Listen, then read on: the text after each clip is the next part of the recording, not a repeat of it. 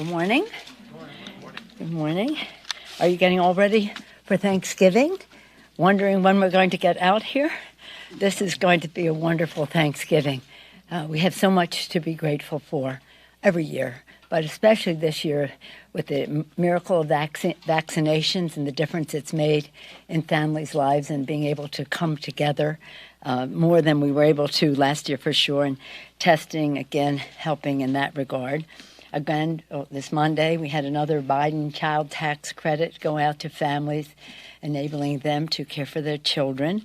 And again, the bipartisan infrastructure bill, good paying union jobs across the country. Again, water systems, roads, bridges, mass transit, broadband, so many good things for our country.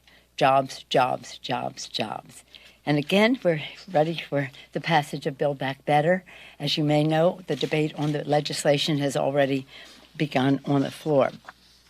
Before I go into that, and the good paying jobs, the lowering of taxes, the lowering of cost, and the taxing and that it's paid for by having the wealthy and corporate America pay their fair share, I'm going to talk about some economic good news. Since President Biden has been president, unemployment claims are down 70%. Since he has been president, there's 7 million new jobs created under President Biden and congressional Democratic leadership. The backlogs in the ports are now being reduced at least by 30%. I stay close to this as a Californian in a port city. And again, consumer spending is up. Contrary to some fears, consumer spending is up. Again, the Build Back Better builds on this progress with transformative measures. Let me talk about that. Good paying jobs. It builds back better, and builds back better for women especially, but others who have been under not being able to participate in the economic prosperity of our country in the fullest way. By having, again, good paying jobs that go with health care and the Care Can't Wait initiatives in the legislation, and of course, good paying jobs in the green sector as we protect our planet for future generations. Cut in taxes, the child tax credit, as I mentioned earlier, making a difference in the lives of America's families. Lower cost, especially in the prescription drug area, where we're negotiating for lower prices, but also we are preventing pharma from raising prices above inflation.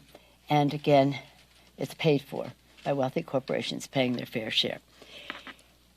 How women will be more in the workplace, and dads too, should they have responsibilities at home, which I assume they do.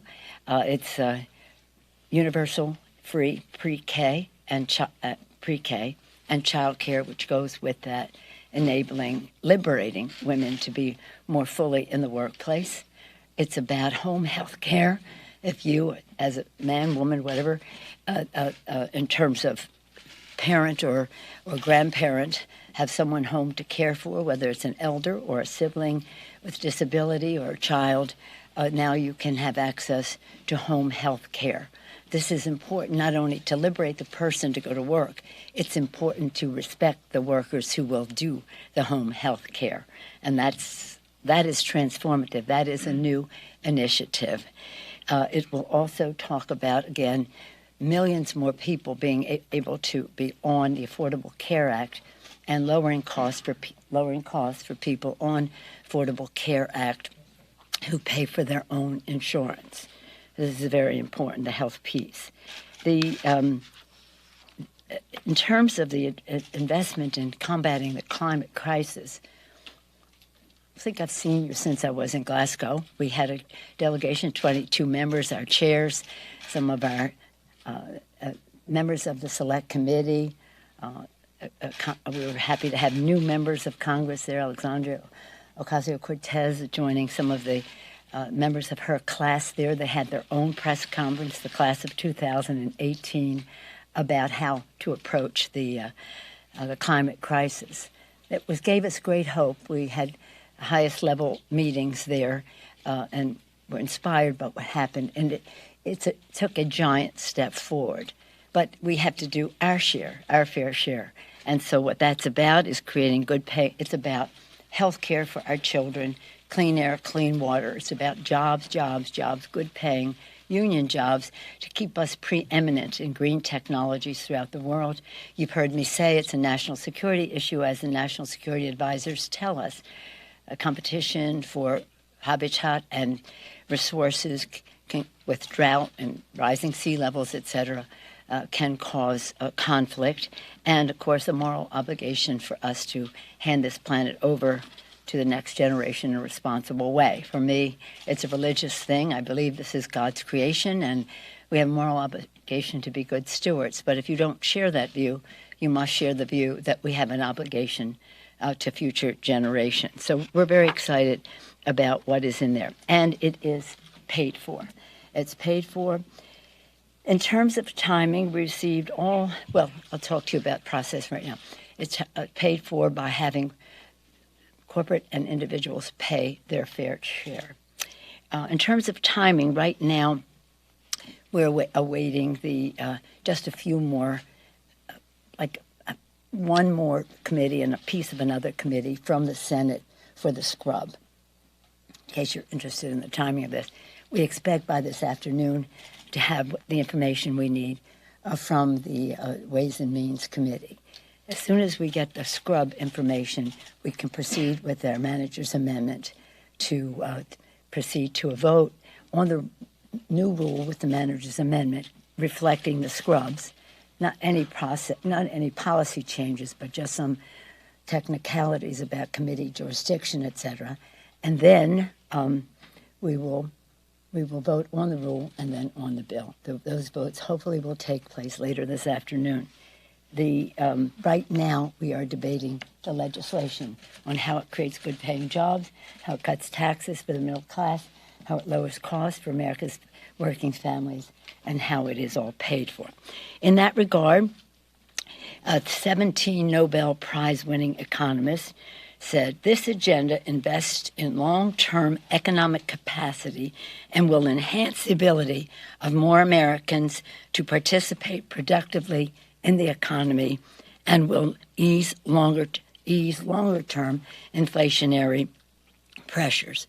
Moody's, they have said that the BIF and the BBB do not add to inflation pressures as the policies lift long-term economic growth via stronger productivity and labor force growth and take the edge off of inflation.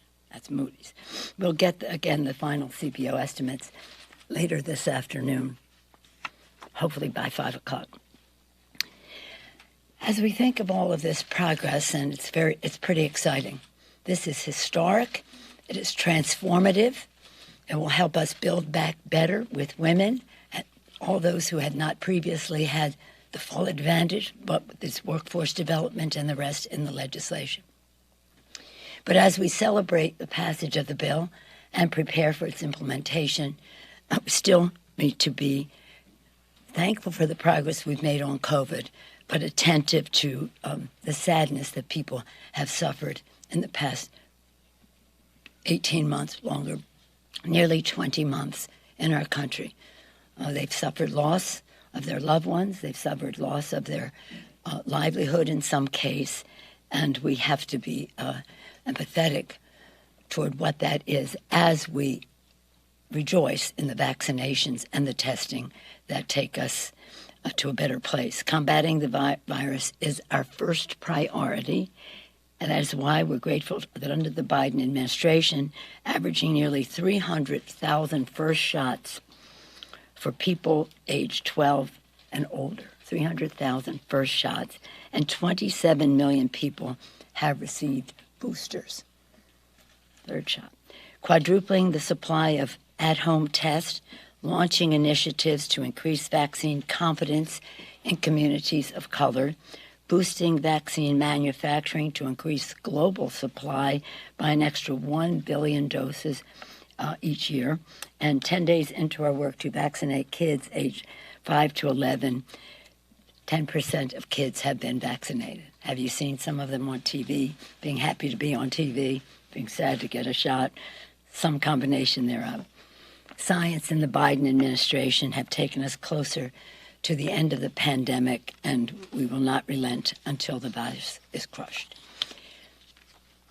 Yesterday was a very sad day in the Congress of the United States because we had to censure one of our members for promoting violence against another member. What was sad, particularly sad about it, is that though it was involving violence against women, it was a source of humor and bragging by the members of the other side of the aisle. This just stunning. For me, it was very sad because I have such great respect and love for the institution of the House of Representatives, the place it serves in our Constitution as the people's house, the constant reinvigoration of people having to go out and get reelected every 2 years, every session of Congress. It's a great place and great things have happened here. And for us to not uphold the dignity of the House.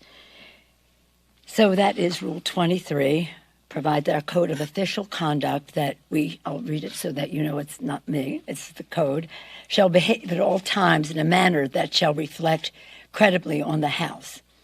Sadly, what happened yesterday brought shame to the House. And again, gleefully on the part of the Republicans. This is quite different. When they're endangering lives of members, they set a bad example for other people to endanger lives of people.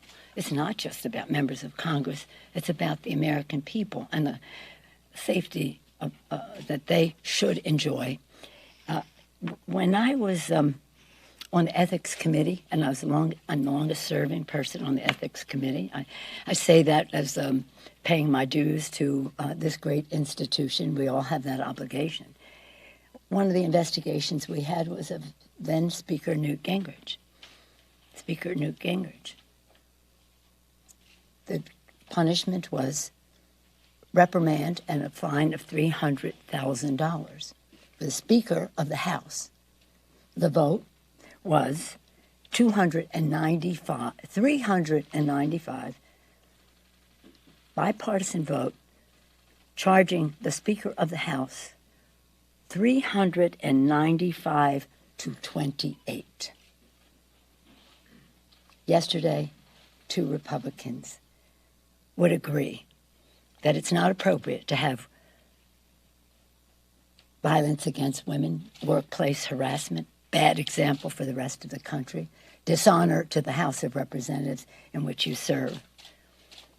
2 versus Democrats and Republicans, 395 versus 28 no Republicans and against the Speaker of the House at the time. So it was most unfortunate, but nonetheless, I want to be very proud of our committees right away. As soon as we came back Monday, the Rules Committee went into action. Jim McGovern, as usual, and the Rules Committee prepared us to come to the floor. We met with the leadership and the members to see what the approach should be, and it was overwhelming that we could not let this stand, and we had to go for the maximum penalty that we could achieve. Anything more than that would have required 2/3 vote of the Congress, and you know that was not a possibility. In any event, we were very proud of the work of Ted Deutsch, the chair of the Ethics Committee. As I said, Jim McGovern. Right away, the motion of censure from Jackie Speer, distinguished member of Congress, and also I thought Congresswoman Adriana Ocasio-Cortez spoke so beautifully on the floor. Why can't you admit that this is wrong when someone is talking about violence against another member of Congress or against anyone? Any questions? Let me see. Who was you? Okay. Let me figure on the second bullet point on your board there. Can you respond to the criticism that when all is said and done on this bill, the people who get the biggest tax cut are millionaires who can take advantage of the changes in the state and local tax deductions? Thank you for that question. As a supporter of that particular measure in the bill, I want to just say, and thank you for allowing me to clarify what that is about. That's not about tax cuts for wealthy people. It's about services for the American people. In our communities where we have taken care of our people, education, transportation, health care, all of the issues that public service brings to people was slashed by the Trump administration, and we're just turning that over. So this isn't about who gets a tax cut. It's about which states get the revenue that they need in order to meet the needs of the people. And that is a fight that I will continue to make. That is still the result, though. I mean, that is still the result. No, it isn't. It isn't the result. That isn't the result. The fact is that the dynamism that is injected into our states for the people is what is important here.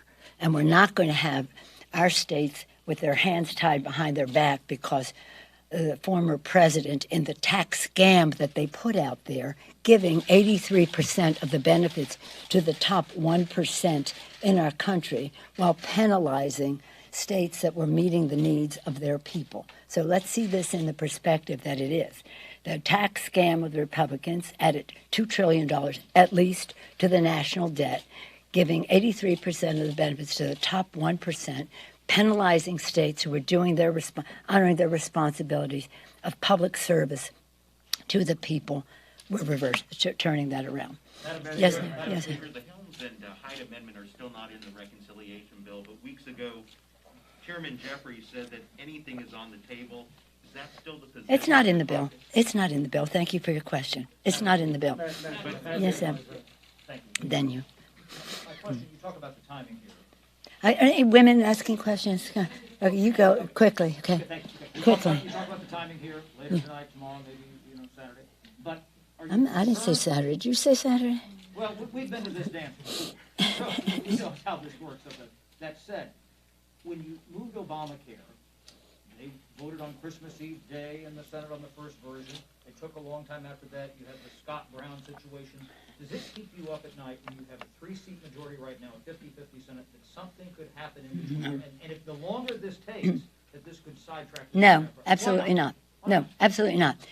What keeps me up at night is the fact that in the Congress of the United States, when we had a really historic infrastructure bill, bigger than any infrastructure we've had before, that the Republicans in the House of Representatives overwhelmingly voted against jobs, jobs, jobs for their constituents. And not only that, had death threats to their members that did vote for the bill and then try to take credit for it. Vote no, take the dough, penalize those who voted for it. That's what keeps me up at night. Yes, sir. Are you at all comfortable with the likelihood that if Republicans take the majority, they may retaliate against Democrats, remove them from their committees for any perceived or even serious offense that may happen? Is the inference that I draw from your question that we should have not censured Mr. Gosar for his shameful behavior for fear of something the Republicans might do in the unlikely case that they might win the Congress? Even if they do, we can't, I don't expect that that's the case, and I'm doing everything in my power to make sure it isn't. Not just because of Gosar, but because of our democracy, which they are undermining every single day. And you see their behavior on the floor says they shouldn't have a gavel be anywhere near them ever. But no, we would not walk away from our responsibilities for fear of something they may do in the future. For one limit to censure, why Yes, take Em. from the Senator McConnell has said on several occasions that he is Who? relying. Who? Senator McConnell. Okay, That thank he's you. relying on Senator Manchin and Sinema to add amendments once this bill enters the Senate chamber. Are you at all concerned about what that might do to the timeline of overall passage No. of this plan? No, no, I'm not. No. Are you privy to what those amendments might be, or concerned about changes No, to the bill? And no, what I you think, think no, I'm not. I'm not. I feel this legislation is so historic. It is so transformative. It is so different in terms of so many things that we have all agreed on. Free, universal pre-K. Child care, where lowering the cost, where no middle-class income family will pay more than 70% of their income. Issues that relate to expanding the Affordable Care Act to contain those who were cut out by certain states. Home health care, so that families can be assured of going to work knowing that their family member is cared for. Issues that relate to negotiating for lower drug prices and preventing pharma from raising prices above inflation. Many of these things are so substantial. Now, should the Republicans offer some votes in a vote-a-rama, I feel that we're probably in pretty good shape where we are. And I didn't even go into saving the planet and meeting the president's goals. So, no, I think that whatever happens in the Senate, and their rules are different. Just so you know, what happens is this bill will go over to the Senate, then it gets realigned according to their Senate committees, which are different from our Senate committees. They're just different. We just have different alignments of committees that get realigned like that, and then the Senate will act its will on it. But whatever it is, it will still be transformative and historic. And I don't fear that. Yes, ma'am. Can you talk a little bit? The polling has shown that the president is in a bit of a slump. The Democratic Party has had some challenges in its own polling. Why do you think that is? And as you look forward to taking this on the road and talking to people about it, how hard is it going to be to get Americans to sort of understand all of what you're trying to lay out here? Well, I agree with you. There is a great deal in the legislation, but we divide it into saving the planet, care can't wait, and our care pieces, and again, the health pieces in there, which is related to the care piece. The members have committed to 1,000 town meeting events, one way or another. When we save the Affordable Care Act from the tentacles of the Trump administration, we had 10,000 events around the country of people telling their stories. And people telling their story, and that was over a period of time, but people telling their stories, that's the most eloquent message of all. People telling what it means to have home health care so that they can work, to be assured that their children are learning when they are earning, to have some assurance about what it means to have health care so that someone in your family takes ill. All of those things are, again, personal stories. And then from a policy standpoint, again, saving the planet is a responsibility that we have based on science and morality. It isn't a set of values that seems to be shared on the other side of the aisle, got their hand in the pocket of fossil fuel industry. We're looking to the future. So I think that these messages will, again, not just from our members, but from others. I'm an organizer. That's how I came to Congress, an organizer, and chair of the California Democratic Party, which I thought was the pinnacle of all success, the biggest Democratic Party in the country. But so we are big believers in mobilization. The inside, what we do inside can only get us so far, the inside maneuvering. The outside mobilization is really the glory of it all and makes the policy so much better. And again, those are the messengers of eloquence about what all of this means in their lives. What it means for kids if we have green initiatives that stop the spread of asthma and have clean air and end pollution. The president's initiative to reduce pollution by 50% by 2030 and 100% by 2050. What that means in people's children's lives, especially in some underserved communities. What it means to have workplace training so that people can be part of the new green technologies as we go into the future. It's pretty exciting. And again, it is a lot. I'll grant you that. And people say, well, it's too much. But if you're just thinking of the well-being of America's working families, how it will create good paying jobs, cut taxes for them, lower costs for them, and again, not increase the national debt. Yes, ma'am. Can I follow up on that question? When you were touting, Can't hear you. When you were touting the ACA before it passed, there were popular provisions of that took years for the public to appreciate, things like pre-existing. Oh, the ACA you're talking about? Yeah. So what makes you think that this effort is any different? I think it's different. A lot of these things take years to go into No. effect. Well, I think it's different in this respect, with all due respect to everybody else around, okay? Joe Biden is very committed to messaging this. As you see, he's already on the road, been to Baltimore, New Hampshire, Maryland, New Hampshire, Michigan, just in the last few days since the BIF bill was signed, and now to Build Back Better. So I think there's no substitute for the bully pulpit of the President of the United States, especially when reinforced by the events that we will have throughout the country, as well as the mobilization of the grassroots of people who know what this means in their lives. So I think that the, shall we say, the messaging on it will be immediate, and it will be intense, and it will be eloquent, and it will make the difference. And I'll see you later this afternoon on the floor of the House as we further advance our Build Back Better initiative for the people, with the women. Thank you all very much. And if I don't see you, have a happy, happy Thanksgiving. Thank you. Now, do you expect the CDO scores today? Thank you.